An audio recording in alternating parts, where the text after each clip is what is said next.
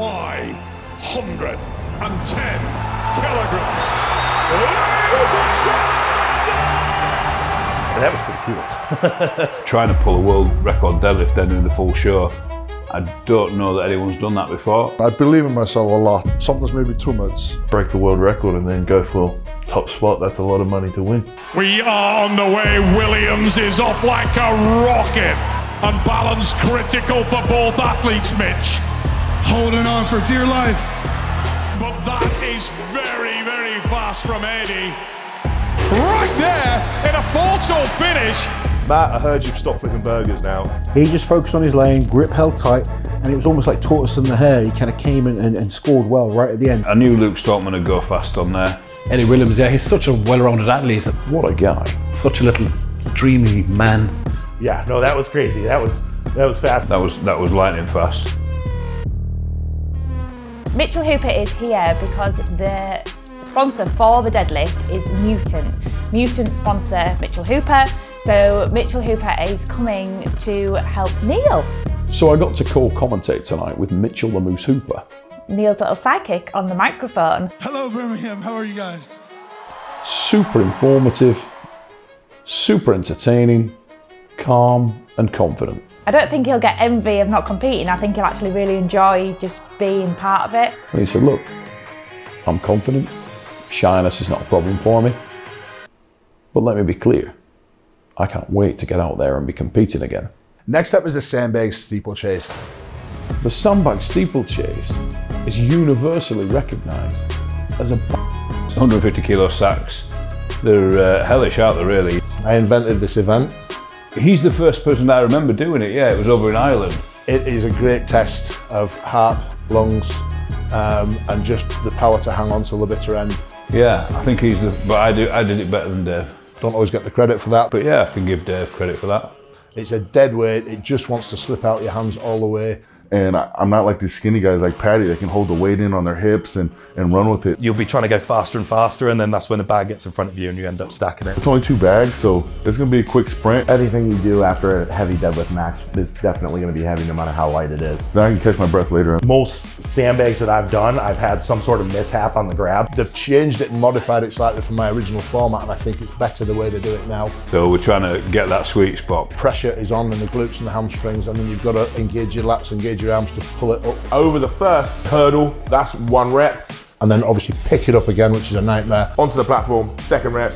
Back for the other sandbag, over the hurdle, that's your 3rd. And load it onto the final platform. Your 4th. These are all split times. 35 seconds of pure maximal effort. Hands off, time. If everybody finishes this in this show, I'll be amazed. In terms of guys who could be really good at this event, I keep coming back to Paddy. Sandbag Steeplechase, I expect to win. If I do not win that event, I will have let myself down. There are some really fast athletes there. I know I can move really fast and I can leave it. Yeah, I can go 100% on that. Like worst case scenario, like mid-pack. Best case scenario, like top 3.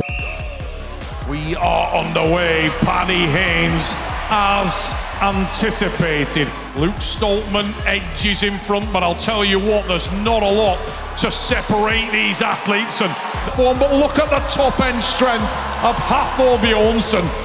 Paddy extremely fast back to that 2nd bag. And incredible pace for a 180 kilogram man, Mitchell.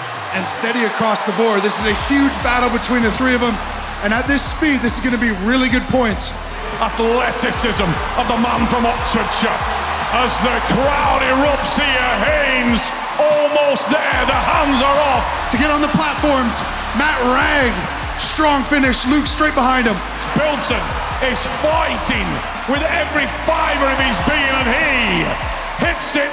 Who's still got something left and who can rise to the occasion? Yeah, I've always been good at loading events. The Highland Oak Luke Stoltman. More conditioning, more cardio, more recovery stuff. And yeah, looking forward to showcasing that. New Zealand is the home of Matt Ragg. He's travelled a very, very long way. On the Farmers and also on the Sandbag Steeplechase, he started and pulled off the tortoise and the hare. 2 guys were ahead of him, and he came right at the end and took the heat win. And Matt Ragg is leading the competition by 1.5 points from Hafthor Julius Bjornsson, because Matt Ragg Did really well in the deadlift. Paddy Haynes, the dark horse. Everyone predicted that the athlete would win the Sandbag Steeplechase.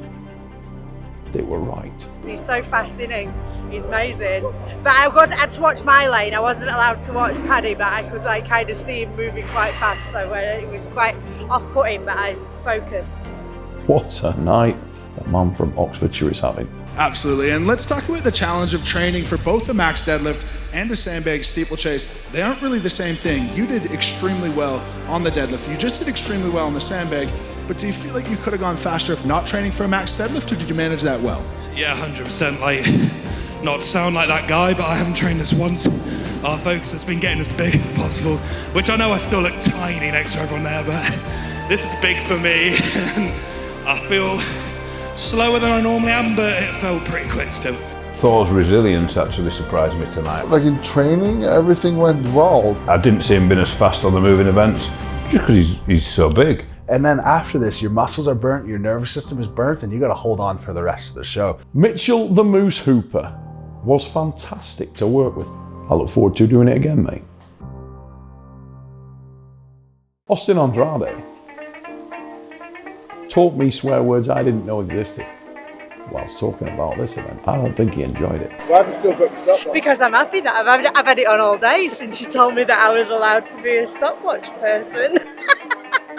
So I'm going to try and qualify for Mr. Olympia next May, and I'm going to be the second man ever to qualify or to compete in World's Strongest Man and Mr. Olympia, the first guy being Lou Ferrigno. I'm basically Lou Ferrigno. Lindsay, James just told me he didn't interview you tonight. I'm just going to say, this show's not going to be the same without you in it, Lindsay. It's not going to be the same. I love your bits. I'm going. In that.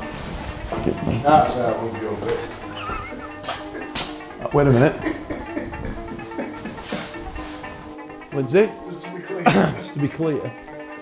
When I said I love your bits, I'll tell you what, James, used to be somebody I could trust.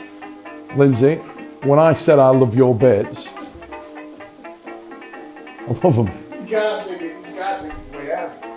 I can't really. I just did my way back in.